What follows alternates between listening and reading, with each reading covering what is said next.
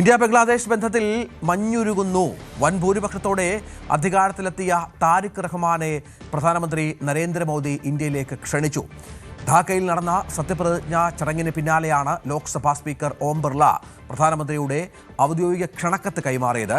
അയൽ രാജ്യത്തിന്റെ പുരോഗതിക്കായി ഇന്ത്യ ഒപ്പമുണ്ടാകുമെന്നാണ് ഉറപ്പ് നൽകിയിരിക്കുന്നത്. അജയ് സുധാ ബിജു ഉണ്ട്. അജയ്, ഇന്ത്യയുമായുള്ള സൗഹൃദം അത് ഊട്ടി ഉറപ്പിക്കേണ്ടത് നേരത്തെ മുതൽ നമുക്കറിയാം. പല തലങ്ങളിൽ ബംഗ്ലാദേശിനെ ഒരുപാട് സഹായിച്ചിട്ടുള്ള രാജ്യമാണ് നമ്മൾ. ഈ സൗഹൃദം ഊട്ടി ഉറപ്പിക്കേണ്ടത് അസ്ഥിരമായ സാമ്പത്തിക പ്രശ്നങ്ങളുള്ള നിരവധി ആഭ്യന്തര സംഘർഷങ്ങളിൽ വലയുന്ന ആ രാജ്യത്തിന് അത്യന്താപേക്ഷിതവുമാണ്. ഈ ക്ഷണം താരിഖ് റഹ്മാൻ ഏറെ ആത്മാർത്ഥതയോടെ ഏറെ ഗൗരവത്തോടെ കാണുമെന്നല്ലേ മനസ്സിലാക്കേണ്ടത്? തീർച്ചയായിട്ടും ഇന്ത്യയെ പൂർണ്ണമായി തള്ളിക്കളഞ്ഞുകൊണ്ട് ബംഗ്ലാദേശ് എന്ന് പറയുന്ന രാജ്യത്തിന് ഒരിക്കലും മുന്നോട്ട് പോകാനാകില്ല. 3 സ്ഥലവും ഇന്ത്യയിൽ ചുറ്റപ്പെട്ട് കിടക്കുന്ന ഒരു രാജ്യമാണ് ബംഗ്ലാദേശ്. ചരിത്രപരമായി നോക്കുകയാണെങ്കിൽ തന്നെ അവർ എല്ലാ കാലത്തും ഇന്ത്യയെ പൂർണ്ണമായി ആശ്രയിച്ചുകൊണ്ടാണ് മുന്നോട്ട് പോയിരുന്നത്. അത് എത്രയൊക്കെ പുതുതായി അവരുടെ തോളിൽ കൈയിടാൻ വരുന്ന പാകിസ്ഥാൻ സഹായിക്കാമെന്ന് പറഞ്ഞാലും അതുപോലെ ചൈന സഹായിക്കാമെന്ന് പറഞ്ഞാലും അതൊന്നും തന്നെ ഇന്ത്യയുടെ ഒരു സഹായത്തിന് ഒരു പകരമാകില്ല. ഭൂമിശാസ്ത്രപരമായും അല്ലാതെ മറ്റ് മേഖലകളിലായും എല്ലാ തലത്തിലും ഇന്ത്യയെ അവർ പൂർണ്ണമായി ആശ്രയിച്ചുകൊണ്ടേ മുന്നോട്ട് പോകാനാകൂ. അത് ഇപ്പോൾ താരിഖ് റഹ്മാന്റെ പ്രസ്താവനകളിൽ നിന്ന് തന്നെ വ്യക്തമാണ്. അദ്ദേഹം രാജ്യത്തുള്ള ജനങ്ങളുടെ താല്പര്യങ്ങൾ സംരക്ഷിച്ചുകൊണ്ട് മുന്നോട്ട് പോകും എന്ന് പറയുമ്പോഴും ഇന്ത്യയുമായി ഒരു നല്ല ബന്ധം പുലർത്താൻ അദ്ദേഹം ആഗ്രഹിക്കുന്നുണ്ട് എന്നുള്ളതാണ് അദ്ദേഹത്തിൻ്റെ വാക്കുകളിൽ നിന്ന് വ്യക്തമാകുന്നത്. ഇപ്പോൾ ബംഗ്ലാദേശിലുള്ള ഒരു രാഷ്ട്രീയ സാഹചര്യം നോക്കുകയാണെങ്കിൽ അവിടെ ഒരു ഇന്ത്യ വിരുദ്ധ നിലപാടുകൾ, ഇന്ത്യ വിരുദ്ധ പ്രസ്താവനകൾ അതെല്ലാം ജനങ്ങൾക്കിടയിൽ പലതരത്തിൽ വ്യാപിച്ചിട്ടുണ്ട്. ഇതിൽ ജമാഅത്തെ ഇസ്ലാമിയുടെ സ്വാധീനവും അതുപോലെ പുതുതായി അവിടെ ഉയർന്നു വന്നിട്ടുള്ള വിദ്യാർത്ഥി പ്രസ്ഥാനങ്ങളുടെ പാർട്ടിയായിട്ടുള്ള നാഷണൽ സിറ്റിസൺ പാർട്ടി, ഇതിൻ്റെ സ്വാധീനവും അത് എടുത്ത് സൂചിപ്പിക്കേണ്ടതാണ്. ഈ പാർട്ടികൾക്ക് ബംഗ്ലാദേശിൽ ചെറുതല്ലാത്തൊരു സ്വാധീനവുമുണ്ട്. അതുതന്നെയാണ് 68 സീറ്റുകളിൽ ജമാഅത്തെ ഇസ്ലാമി അവിടെ പാർലമെന്റിലേക്ക് വിജയിച്ച് കയറിയതും. അപ്പോൾ ഇത്തരത്തിൽ അവിടെ ജനങ്ങൾക്കിടയിൽ വന്നിട്ടുള്ള ഇത്തരത്തിൽ ഒരു വികാരമുണ്ട്, ഇന്ത്യ വിരുദ്ധ വികാരം അവിടെ ഒരു ചെറിയ തോതിലുള്ള ഒരു ന്യൂനപക്ഷത്തിലേക്കെങ്കിലും വ്യാപിച്ചിട്ടുണ്ട്. അപ്പോൾ പൂർണ്ണമായി ഇത്തരം ഒരു വികാരത്തെ തള്ളിക്കളയാതെ എന്നാൽ ഇന്ത്യയെ പിണക്കാതെയുള്ള ഒരു നിലപാടാണ് താരിഖ് റഹ്മാൻ പലപ്പോഴായി പൊതുവേദികളിൽ സ്വീകരിച്ചിട്ടുള്ളത്. എന്നാൽ ഇന്ത്യ ഒരു സൗഹൃദത്തിൻ്റെ കൈ തന്നെയാണ് ബംഗ്ലാദേശിന് നേരെ നീട്ടുന്നത്. അത് തന്നെയാണ് നമ്മുടെ ലോക്സഭാ സ്പീക്കറായിട്ടുള്ള ഓം ബിർള ഈ താരിഖ് റഹ്മാന്റെ സത്യപ്രതിജ്ഞാ ചടങ്ങിൽ പങ്കെടുത്തതും അദ്ദേഹവുമായി പ്രത്യേകം കൂടിക്കാഴ്ച നടത്തിയത്. ഈ കൂടിക്കാഴ്ചയിൽ പ്രധാനമന്ത്രി നരേന്ദ്രമോദിയുടെ ക്ഷണക്കത്തും ആശംസയും താരിഖ് റഹ്മാന് കൈമാറുക കൂടി ചെയ്തിട്ടുണ്ട്. ഇതിൽ പുതുതായി തെരഞ്ഞെടുക്കപ്പെട്ട സർക്കാരിന് എല്ലാവിധ ആശംസയും പ്രധാനമന്ത്രി നരേന്ദ്രമോദി നേരുന്നുണ്ട്.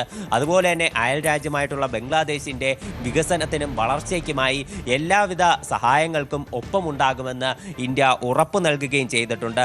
അതുപോലെ ജനാധിപത്യപരവും പുരോഗമനപരവുമായ ഒരു രാഷ്ട്രം കെട്ടിപ്പടുക്കുന്നതിൽ ഇന്ത്യയുടെ സഹായം ഉണ്ടാകും എന്നുള്ളൊരു ഉറപ്പും തീർച്ചയായിട്ടും നരേന്ദ്രമോദിയുടെ ഭാഗത്തു നിന്നുണ്ടാകുന്നുണ്ട്.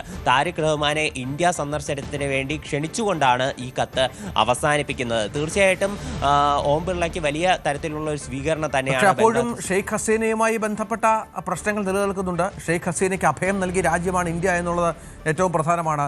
അജയ്, അതിൽ എന്താണ് നിലപാടെടുക്കുക എന്നുള്ളതാണ്. ഈ അധികാരമേറ്റ ആദ്യം തന്നെ PNB ആവശ്യപ്പെട്ടത് ഷെയ്ഖ് ഹസീന ഇന്ത്യ കൈമാറണമെന്നാണ്. പക്ഷെ അത് സംഭവിക്കാൻ സാധ്യതയില്ല. ഈ വിഷയം ഒരു തലത്തിൽ നിൽക്കുമ്പോഴാണ് അവരുമായുള്ള ബന്ധം നമ്മൾ ദൃഢമാക്കേണ്ടത്. വല്ലാത്തൊരു കോൺഫ്ലിക്റ്റ് ഉണ്ട് അത്തരം കാര്യങ്ങളിൽ. തീർച്ചയായിട്ടും അവിടെ രാജ്യത്ത് ഉണ്ടായി വന്നിട്ടുള്ള ഒരു ഇന്ത്യ വിരുദ്ധ നിലപാടുകൾ, അവിടെ ജനങ്ങൾക്കിടയിൽ വന്നിട്ടുള്ള ഇത്തരം കാഴ്ചപ്പാടുകളുണ്ട്. അതുപോലെ തന്നെ ഈ ഷെയ്ഖ് ഹസീനയ്ക്ക് ഇന്ത്യ അഭയം നൽകുന്ന ഒരു പശ്ചാത്തലത്തിൽ ഇത്തരം ഒരു ആരോപണങ്ങൾ അതിനൊക്കെ ഒരു ശക്തിയേറുന്നുമുണ്ട്. ഇക്കാര്യത്തെ സംബന്ധിച്ച് ഈ തെരഞ്ഞെടുപ്പിൽ വിജയിച്ചതിന് ശേഷം താരിഖ് റഹ്മാനോട് മാധ്യമങ്ങൾ ചോദിക്കുന്നുണ്ട് ഷെയ്ഖ് ഹസീനയെ ഇന്ത്യയിൽ നിന്ന് മോചിപ്പിക്കുന്നതിൽ എന്താണ് നിലപാടെന്നുള്ളത്. അതിൽ താരിഖ് റഹ്മാൻ പറഞ്ഞത് നിയമപരമായി സാധിക്കുന്നതെല്ലാം ചെയ്യും, അത്തരത്തിൽ അവരെ തിരിച്ച് ബംഗ്ലാദേശിലേക്ക് കൊണ്ടുവരാൻ ശ്രമിക്കും എന്നുള്ളതാണ് താരിഖ് റഹ്മാൻ വ്യക്തമാക്കിയിട്ടുള്ളത്. എന്നാലും അദ്ദേഹത്തിൻ്റെ ഒരു പ്രസ്താവനകൾ അത് ജമാഅത്തെ ഇസ്ലാമി പോലെ അവിടുത്തെ പ്രതിപക്ഷ സംഘടനകളെ പോലെ അത്ര പ്രകോപനപരമല്ല എന്ന് കാണാൻ സാധിക്കും.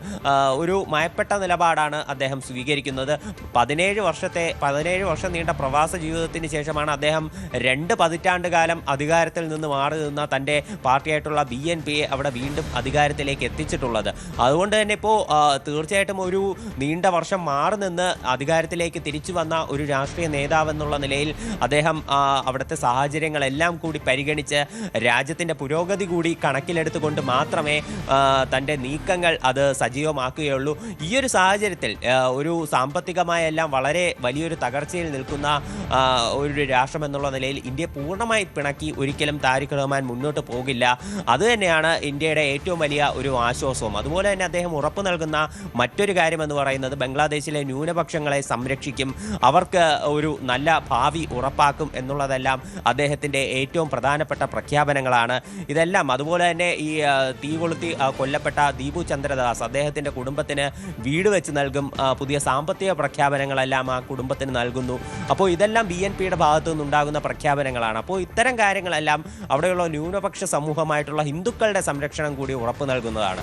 അപ്പോൾ ഇത്തരം കാര്യങ്ങളെല്ലാം അത് തീർച്ചയായിട്ടും ഒരു ഇന്ത്യക്കൊരു ആശ്വാസം നൽകുന്നതാണ്. ഇന്ത്യക്ക് ഒരു സൗഹൃദത്തിൻ്റെ കൈ അത് ബംഗ്ലാദേശിൻ്റെ ഭാഗത്ത് നിന്ന് ഒരു ഭാഗികമായെങ്കിലും വരുന്നത് അത് നിലവിലെ സാഹചര്യങ്ങളിൽ നിന്ന് ഒരു ആശ്വാസം തന്നെയാണ്. തീർച്ചയായും അജയ് സുധാ ബിജു വിവരങ്ങൾ വിശദമായി തന്നെ പങ്കുവച്ചു.